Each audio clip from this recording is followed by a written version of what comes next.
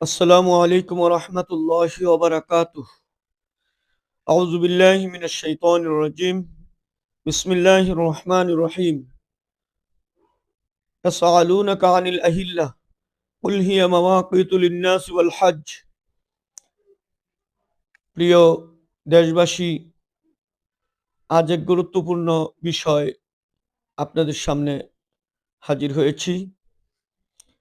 সেটা হচ্ছে এই ইংরেজি নববর্ষ 31st রাত উপলক্ষে রাতে 31শে জানুয়ারি 31শে ডিসেম্বর যে নাচানাচি, গান বাদ্যবাজনা, মাদক সেবন ঢাকা শহর বা বিভিন্ন শহরে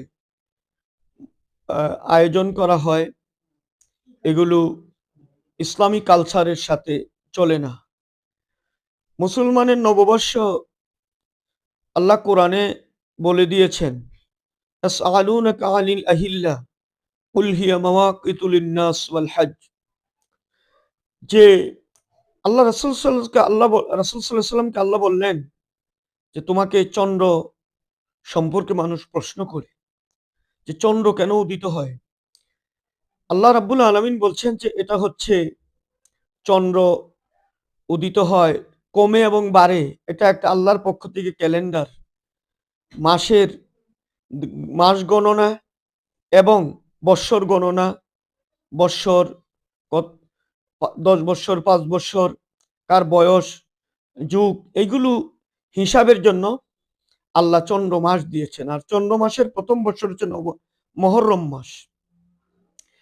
মুসলমানের জন্য, গোটা মানবতার জন্য গণনার মাস হচ্ছে মহররম, আরবি মাস, যেটা আকাশ থেকে স্বয়ং আল্লাহ উদিত করেন চন্দ্র।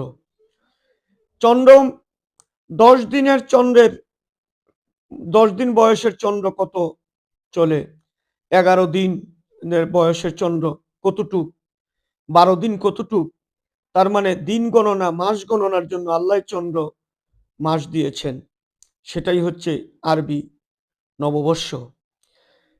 আমরা যে ইংরেজি নববর্ষের এই রাতে ঢাকা শহরের ছেলে মেয়েরা পড়ে থাকে, মদ খেয়ে রাস্তায় পড়ে থাকে, বাবা মায়েরা কাঁধে করে বাসায় নিয়ে যায়, অনেকে মারাও যায়। আর এই যে পটকা, এইগুলোতে জাতির ক্ষতি হয়, অসুস্থ রোগীর ক্ষতি হয়, শব্দ দূষণ হয়, পরিবেশ নষ্ট হয়।